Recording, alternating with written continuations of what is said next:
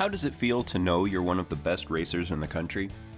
After the checkered flag, there was just a big sigh of relief, and then I kind of froze up. I didn't really know what was happening until I got out of the car and saw the crowd and all the fireworks. Racers from 27 states and Canada converged on Boone Speedway to find out who's the best of the best. With a record-setting car count of 909, the 2021 Speedway Motors IMCA Super Nationals brought tough battles, victory, and heartbreak, just like high-stakes racing always does. But this year, fate seemed to favor the young. The average age of the 4 champions crowned on Saturday night was only 21 and a half. In this episode, we're going to talk to all of them about what it takes to rise to the top of a crowded field and take home the big trophy. Our first guest is Cody Laney.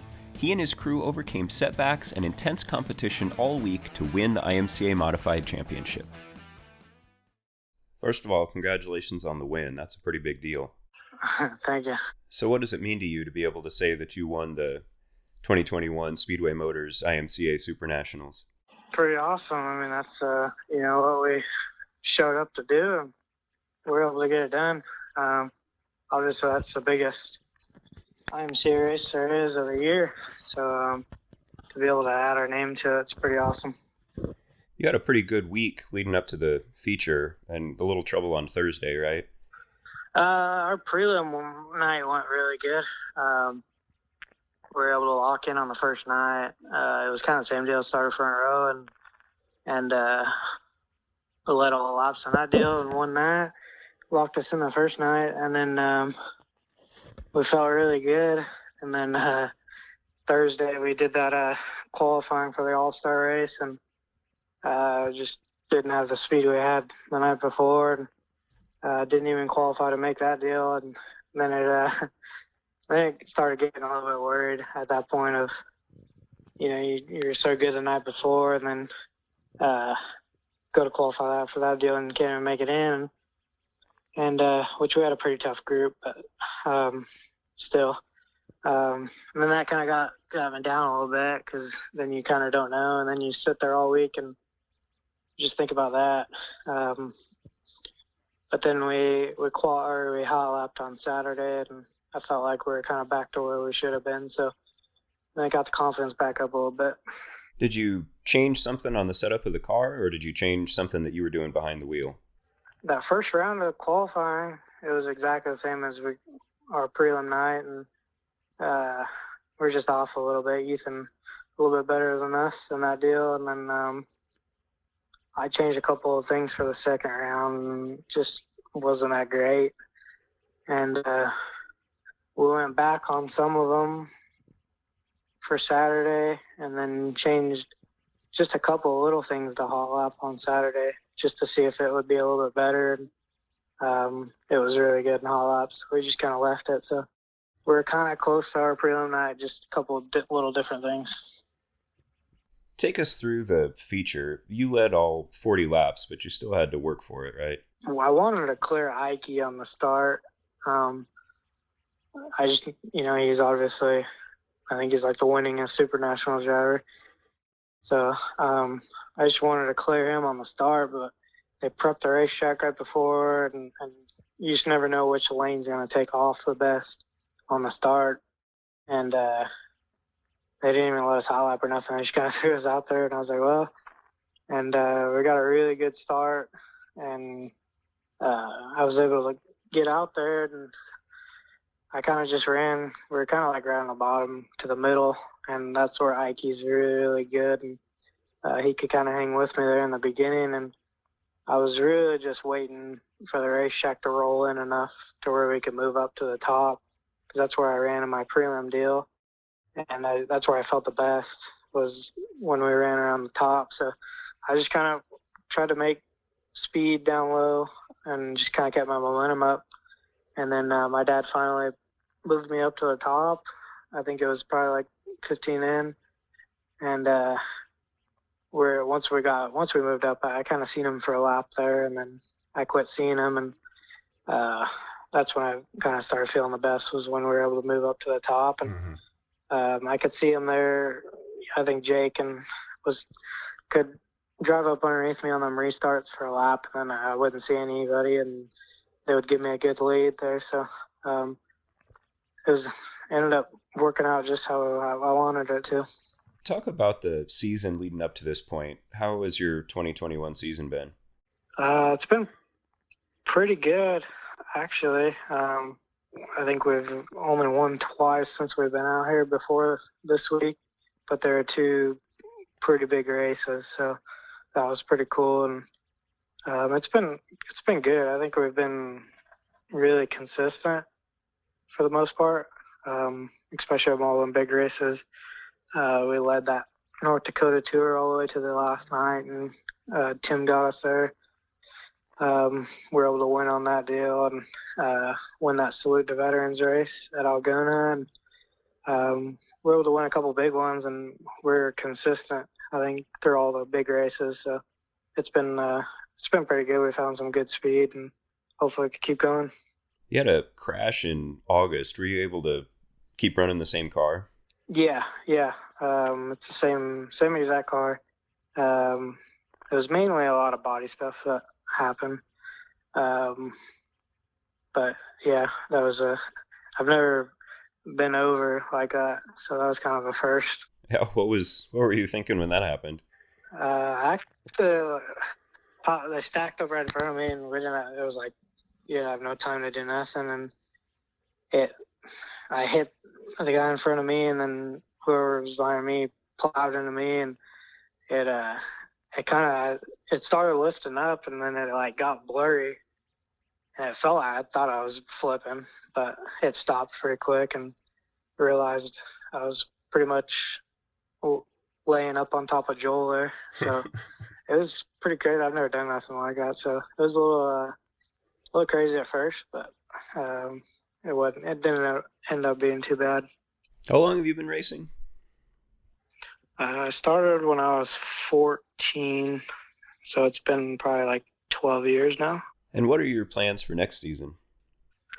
We're probably going to try to do the same deal as we did this year. Come out during the summer, and we're going to try. We got another late model deal, so we're going to probably do some more late model races next year, here and there. But probably do the same deal as next year. Race around home during the winter, and then come out here during the summer. What do you like driving better between the modified and the late model? I'm more comfortable in the mod just because that's what I raced all my life. But the late model, like when your stuff's good in the late model, it's hard to beat. Like they just give you such a good feeling that when it's good, and you have a really good night, there's nothing beating that. But when you're struggling, it makes life miserable. So yeah. I'm a lot more comfortable in the mod, but when you have a good night in the late model, it's pretty rewarding. This win at the Super Nationals, obviously that's something that you're going to remember for the rest of your life. What are you most proud of looking back on it? Mainly just that we kept the same speed we had in the beginning of the week. Last year, I won my prelim night, and we led probably the first half of the feature, and then kind of faded there at the end. And I've had a lot of like weekends where we come out really good first night or something like that, and then as it goes on, we start struggling for whatever reason that is. But this year we were able to put, both nights we're on the racetrack were just as good as each other. So that's pretty cool to be able to carry the speed that we had from night one to the last night. What do you do to shake it off when you have a frustrating deal like that? How do you turn it around before the next race? You just kind of got to I've gotten better at it. I used to be pretty bad at it where it would really, really get to me a couple of years ago. But mainly like at home, we only get the race one night a week. So like you sit there on it, for sometimes a whole week of if you have a bad night. But when you come back here, you get the race, a couple nights in a row. So if you have a bad night, the next night's a whole new one. So it kind of helped me realize that a little bit that, the next night's a whole new one. So, I mean, it was tough. Thursday night, I was pretty down, but watching Friday and just kind of got to realize that, you got a whole nother chance to make it right. So I've gotten a little bit better at it, thankfully. Next up is the youngest driver ever to win his class in the history of the IMCA Speedway Motors Super Nationals. Stock car champion Dallon Murty is only 16 years old, and he's the son of 2018 stock car champion Dallon Murty. First off, congratulations. Thank you. How does it feel to be the youngest driver in history to win stock car at the Super Nationals? It feels pretty good.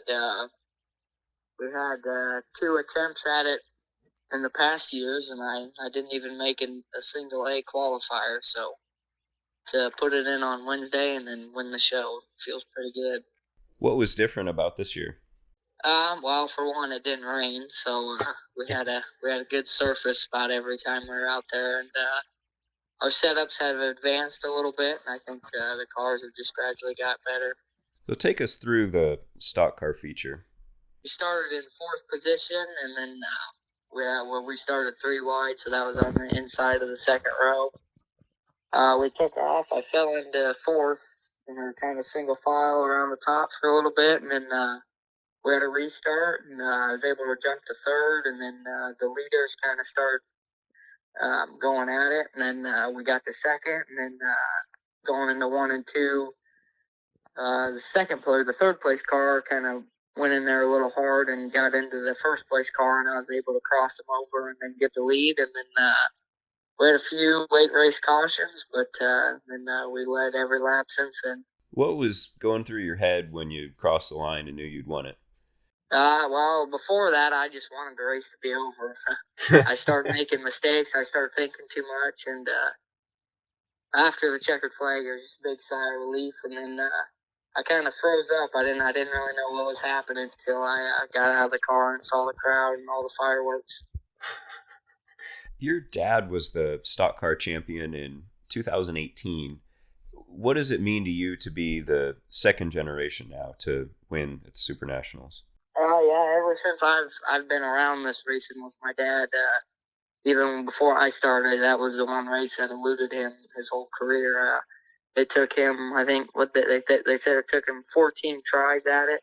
So after the first 2 tries I had at it, I figured it'd take me a little bit longer to get it. But to finally get it in such short time really meant a lot to me, and really made me appreciate the equipment I am and the support I got behind me. What did your dad have to say to you after the race? Yeah, I think he might have been a little more excited than I was. He was pretty pumped up. And you had a pretty good week. You won the prelude, won the qualifier. Yeah. After we won the prelude, and then we won the A qualifier, it seemed like everything was starting to align. You were running a modified too, in addition to the stock car, right? Yep, we were running Terry Henry's modified. And how did that go? Went pretty good. We ran 5th on Wednesday night, so we missed the transfer spot by 1 in the A qualifier, and then Thursday we missed the heat race by 1 transfer spot, and then we ended up winning OB main. And then Friday we ran 2nd in the A qualifier, which locked us into the big show. And then you had a little trouble in the feature, right? Yeah, we were running about 8th, and then with only about 10 laps down, and then a car spun out in front of us, and we got collected. What are you most proud of looking back on this win? Just the caliper drivers that race brings. I mean, there's 220 some cars, and just to make the 30 cars that make the big show, I'll be proud of that. And to win it, that just puts the icing on the cake. Is it still sinking in? I mean, do you still have to wake up in the morning and pinch yourself? Yeah, I don't know. It was just so big of a race, I wish we could do it again. I just keep replaying it in my head, but I'm sure it's gonna sink in here soon. Yeah. And how has the rest of your season been up to this point? It's been pretty awesome. We've able to win about a handful of 5,000 to win shows, one 10,000 to win show, and we were able to win Bristol at the beginning of the year. So it was going pretty good no matter how the outcome of Super Nationals went. And how was this season compared to the last few years? Well, like in 19, we just we ran a couple big shows, and then we ran Super Nationals that year too, and we ended up with 5 wins that year. And then in 2020, we ran a little more big shows full time, and then we ended up with 18 wins that year. And then this year we've ran probably about every big show there was, a lot of weekly shows, and we're up to 35 wins this year so far. So each year we've progressed. Will next year be your first full season in a modified? Yes. This year we ran a modified twice before Super Nationals, and then about whatever it would have been 3 nights at Super Nationals. What would you say is different between driving the stock car and driving the modified? Well, for one, they're a lot lighter, and the mods are they have a little more speed to them. The suspension's way different. The motor, the crate engine that they run, that's a lot different from our engine in the stock car. There's quite a bit of differences. The braking and the braking and the throttle acceleration. Which one do you like driving better? I'll probably always like my stock car better, but after Super Nationals, that mod we were driving was going pretty good. It was a lot of fun to drive. Something I wanted to ask you. You say you've been running the stock car for a few years. How did you get started racing? I started racing go-karts when I was around 3 years old, and then we went from go-karts to a cage kart, and then from a cage kart to a micro mod, and then in 2019 I started my first full year in a stock car. And you're how old? 16. You obviously have a pretty bright future ahead of you. What are your plans? Right now we're gonna be driving a Harris modified next year, along with the stock car. After that, I don't know. I don't really have a plan. I'd like to get the late model, but right now the plan is just keep trying to win as many races as we can.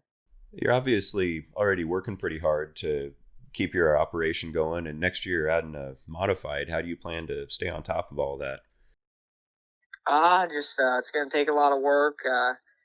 In the shop now, we usually have about a couple days we can take off, but I'm sure with this modified, we're going to have to be on full time every day of the week. Do you ever wish that you were off doing normal 16-year-old kid stuff, whatever that may be? No, not really. I used to play a handful of sports, but when I started racing, I decided I didn't have time for that. But I don't think there's anything I'd rather be doing.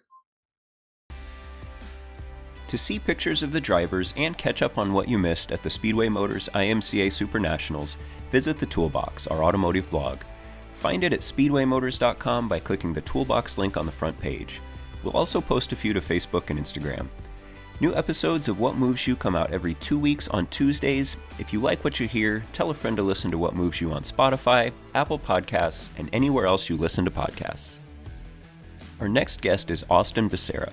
He started attending the Super Nationals in 2008 as a kid watching from the stands, and this year he was crowned Northern Sport Mod champion in a car he built himself in his home garage. The first thing I want to ask is, what does it mean to you to be able to say that you won at the Super Nationals? Well, it's a pretty big deal for sure. Not very many people have done that, and out of 200 cars to say you beat the best in the area, or in the nation, it's just undescribable, really. I know winning like the duel in the desert last year was about like the same deal. The only top 2 cars out of the feature locked into the A main, and then you go to Boone and there's 200 cars, and you got to run the top 8, and we got that done the first night. We're in second, and it's just pretty unbelievable, really. Talk about the week leading up to the feature. How did that go? It went pretty good. We started off by going to the Prelude, and we drew up front in the heat race. We won the heat race there, and started up front in the feature. Ended up winning that deal. that just kind of set the momentum for the whole week. I knew that we had the car to beat when there was 170 some cars there for the prelude, and we won that deal. And then to draw good the next day on Monday, we set ourselves up for a great week and was able to go out and win heat race number 18. And there was 3 numbers left in the bucket, a 5, a 6, and a 17. And we drew the best number that was there. Was able to actually race quite a bit with Ryan Gilmore there, and actually passed him for the lead, and the caution come out, and we ended up second, and we put ourselves in position. For the feature, you started in an adjusted formation, right? Yeah, we actually did a missing man formation start, so we left the front row open for him and honor him and his father that passed away during the week, and he had to go home for that. My condolences go out to him and his family.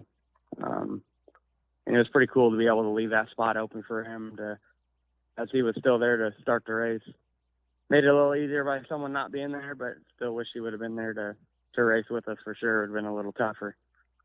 Talk about the feature. I mean, take us through how the whole feature went.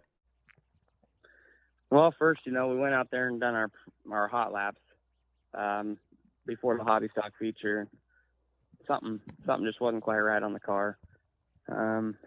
It was okay, but it didn't feel that good to me. So we went back in, made a few changes. I knew the track was going to be racier than it had been all week with the hobby stocks being out there and then farming again. So I freed the car up some, and we took the green there in the start of the feature. I just kind of rode around there for the first 5 laps, and we had a caution put me on the inside on the restart. Got a good start, made it up to third there, and most come up, and we did exchange some sliders. Well, when I went to sliding going into 3, my car really was traction up through the middle, so I didn't even end up sliding him. I was like, this is where I need to be. So we had a long green flag run there. I think we made it to like lap 10 or 13 maybe, and was running the middle and 3 and 4 in the top of 1 and 2, and ran Carter down and just followed him into 3 and drove it underneath him. And I think he was expecting the slider, but my car was really good through the middle and was able to just drive by him, and never seen him again. We had a couple late cautions. I was a little nervous with 5 to go, just because you get the lead early, you just don't know where you need to be. And I just ran my race, I guess, and kept doing what I was doing, and it paid off. What was going through your mind when the checker dropped and you knew that you had it? It was unreal, to be honest with you.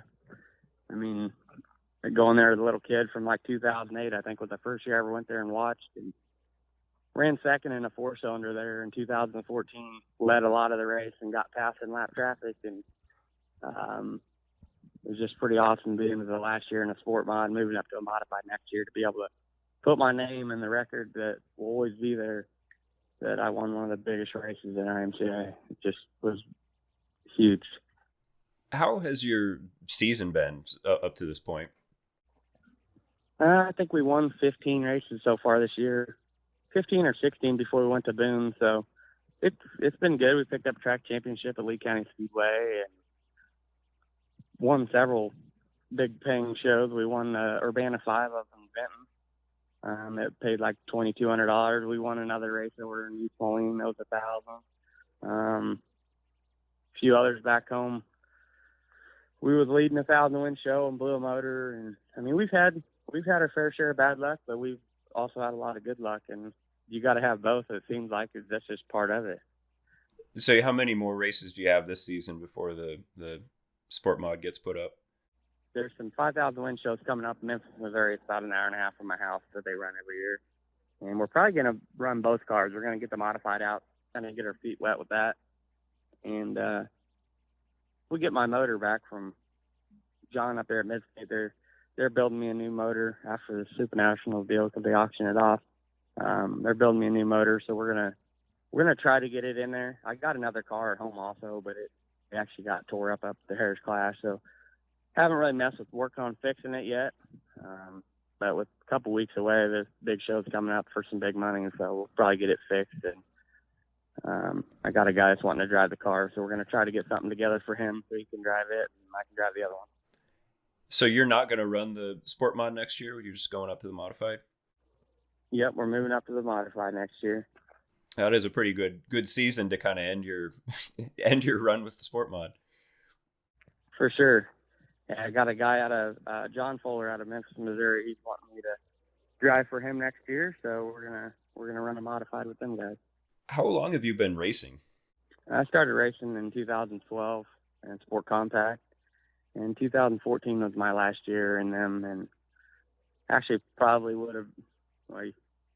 would have been the national champion if one of the tracks would have been IMCA sanctioned. We won 39 races that year, and the one track was not IMCA sanctioned, but the year after they ended up going sanctioned, so it wasn't meant to be for us, I guess. We ended up third in that deal, and then we went and bought a B-Mod. Actually, it just come up on my memories on Facebook that I went and bought the car this time like 6 or 7 years ago, right after Super Nationals. I went up to Boone and bought a car, and we went Sport Mod racing after that. You know, a lot of the kind of headlines that came out of Saturday was that, you know, the winners were all so young and first time winners. I think the combined age of everybody was 21 and a half or something like that. I mean, I think you're the oldest of the bunch, but you're still a pretty young guy. Yeah, that's what they said. I was 27. I was the oldest guy up there. And, you know, that's definitely isn't old, but pretty wild to see those type of guys up there for sure. So, I mean, this is obviously a win and a season that you're going to remember forever. You know, looking back, what are you most proud of? Most proud of having a home-built car that I built in my garage, a 24 by 36 garage with an old Speedway Motors tubing bender my dad built his own cars with 15 plus years ago. You know, my dad quit racing in 2008, I think, and he built cars before that with this same tubing bender. And I just wanted to say I could do it. And we went out and won 2 of the biggest races in IMCA with a car I built in my garage. So you built the whole car. You fabricated the chassis and everything. Yep. I was on Speedway's website, and they had an AFCO stub in the clearance, like $800, I think. So I was like, I'm going to buy that. I bought it, brought it home, welded it up. And a buddy of mine had a jig that he wasn't using anymore. And he said, if you come get it, you can have it. I don't want it. And the only fixture I used off that thing was the one that bolted the front horns together, and just done my own thing. I mean, that's pretty cool. So now do you have guys who want you to build cars for them? Oh yeah. I mean, I've had several people that want me to build cars. It's hard to do when you're trying to race and then their stuff gets tore up and you try to fix theirs and help them, and plus run a business on your own. I just don't have the time for it. And the main reason I even built my own car was just to say I could do it. And if it didn't work, I wasn't really out much. I could just get rid of it and go buy something else. But it's been so good, I'll probably never get rid of it. Mike Smith is another young guy who, at 17, has to wait for the high school dismissal bell to ring before heading into the shop. Mike was crowned hobby stock champion after leading the last 10 laps of the feature. How does it feel to win the Super Nationals at 17 years old? Oh, it's quite an accomplishment. Most people, I mean, like my dad, for example, hasn't ever won it. So, I mean, it feels good knowing that, I mean, capable of winning it and won it. I mean, but yeah, it's a great feeling. I mean, how many years has your dad been running there? Oh, 20, I think or close to 20 or a little over 20, I think they said. Take us through the feature. You kind of had to fight for the lead there at the beginning, right? I always struggle when it's kind of muddy. So I knew at the beginning of the race, if I couldn't stay out front early, it'd be hard. And in that race of champions, I noticed the lower you were at the beginning, the better. It seemed like they didn't get as much water down there coming off 2 and 4. And I knew if I stayed low, I'd maybe able to get past most of those cars. And I did. And I knew the racetrack would change as the race goes on because there's so many cars out there at once. So Reynolds got a long ways out on me, and I knew I needed to start doing something, or he was just going to walk away with it. So I moved up a little bit, and as the race went on, the track just started at the bottom and just worked its way to the top. So it ended up being a great race surface for us. I mean, it was obviously whoever could find it first was going to do good. And what lap was it that you took the lead on? Well, I took the lead right before yellow came out, and he got the lead back. But I think 10 maybe, I think 10 to go, I had the lead. In those 10 laps, what was going through your head? I wasn't too worked up when we were under green, but when we had those late yellows, like with 6 to go and 2 to go, the 2 to go yellow kind of got in my head a little bit. I started getting a little nervous, but I don't know. Once you take the green flag, like everyone says, your mind just goes off everything. You just focus on racing. And then when you finally crossed the line, saw the checker drop, what were you thinking?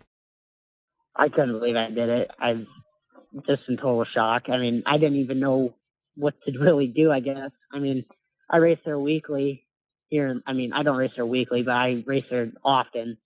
And I don't know, I didn't know what to do. I mean, I've never won something so big before. I've never really paid attention to people winning it because I didn't expect me to win it that early or soon. I mean, and your family was all there. What did they say to you there at the end? One of the IMCA officials talked to me, and they said this place is going to go crazy. And I knew there was a lot of my aunts there, and I knew they'd be going crazy. But I don't know, I got out, and they were all yelling, and I was just trying to find my mom and dad right away to give them a hug. And I don't know, I heard a lot of, you did it, that kind of stuff. But not much really of a conversation, I guess. I mean, talk about the week leading up to it. How were your qualifiers? I had a fast car in the heat race on Monday, and in the A feature, I knew I had a fast car, but I mean, I wanted to stay cautious. I didn't want to have to have a flat tire or something in the race, so I hung out in fourth for a while, and then I got some guy on the last lap, last corner for third, but I was just really cautious. You know, I mean, my goal was to make the big show every year, so I was in, so there ain't no reason to fight over a position to have a tire get blown or something break or something. So I just kind of hung around. But you know, you're gonna remember this win forever. You know, looking back on the week and the weekend, what are you most proud of? I mean, proud I got it done, I guess, but I don't know, just I had a really consistent week, I guess. I never finished outside the top 4 at all. Heat races, race champions, all that. All of your family is kind of involved. You're not the first one to win at the Super Nationals, right? No, Donovan, Devin, and Dustin have won it, and my dad hasn't. My dad's the only one. But I've been telling most people I wish he could have won it before me, but I mean, I'll take it any way I can get it. But how was your season coming up to this point? Good. I had a lot of motor issues this year, which it sucks because it's expensive. But I think I had 12 wins coming into Super Nationals. I won a track title, my first track title ever this year, and I hit and miss a lot of tracks. I only raced one track weekly, and I bounced around a lot, but I won 2 $1,000 shows, so that was nice. But yeah, I had a great season coming up into Nationals. I mean, you obviously have a pretty bright future ahead of you in a race car. What are you planning to do? I have a new hobby that's getting built right now, so I plan on putting a new one together this winter and racing hobbies for a couple more years, and I don't know, just hobbies, and then eventually after one of the stock car guys quits, I plan on moving up to a stock car, but I don't want to race against all 3 of them. I don't want to race against my dad and my 2 uncles. So I want to be able to start out good in a stock car, not having to compete against those guys right away and not getting the lending tip. How did you get started in a race car? Well, I always helped my dad when I was little at the races, and I just loved going. I loved watching, and I loved helping, and we started the Supreme Enduro Series, started up around here, and Devin and Dustin and everyone used to enduro back in the day. So they all, when they heard about this, they all got a car. And I just turned 14, and my dad's like, here, you can just run one of my enduro cars. So I raced down in Denison with it, and ever since that, I just loved it. And then I finally got my own hobby stock, and I just went from there. You're 17 years old. A lot of 17-year-olds are off busy doing other things. Do you ever wish that you didn't have to spend all the time working on your car? And you can't tell me that winning a football game is a bigger accomplishment than winning Super Nationals. I mean, it's a way better feeling. I mean, I'm too little for sports like football. I'm too little, and I just rather work and make money. I mean, and work on a race car. I mean, that stuff is more fun to me than going around and running around playing games and stuff. You were one of the young guys. That was kind of the headline of Saturday, was that a bunch of young guys and a bunch of first timers won it. What do you think of that as far as the, looking at your future in the sport, there being a bunch of young guys out there that are doing just as good? That's amazing. I mean, for a while there, I assume everyone thought racing was going to die out because it's such an expensive sport. But, I mean, there's more young kids out there that are watching it than you think. I mean, there's a lot of dads that race, and I hope, I would love to see a bunch of new kids starting up. I mean, just so it keeps going. Because, if you don't have enough racers, it ain't fun then. You want good competition. So, if you start them when they're younger, by the time they're like my age or a little older, they're good. So they have a longer time of being good. Instead of someone that's like 50 or 60 just trying to start racing, they're going to have to retire in a couple of years, because they just get tired of it. Yeah, I think you're pretty lucky to have started out and kind of risen to the top as soon as you did. It seems like the future's pretty bright. Yeah, like I said, I just hope that people don't give up on it and stick it out. It's always great to have young kids in it. Is that something that you think about, that you worry about? Is, will I still be racing in 10, 20 years? Is that still something I'll be able to do? Like I said, it's getting more and more expensive every year. You got to have either good sponsors or work hard for what you have. And if you don't have a car that's got a lot of money into it, you can't compete with some of those guys. It's hard for a young kid just to start up. You got to have some support behind you, like a known member that races. You're obviously a young guy who worked pretty hard to get here. What advice would you give to another young racer who's just starting out? Don't give up. It's always hard starting out. Like the first year, I can't tell you, how many times I was frustrated after a race, because I just am not used to it. I couldn't figure it out, and that's how. And most people give up right away, and just, I don't know. You got to stick it out and just keep trying.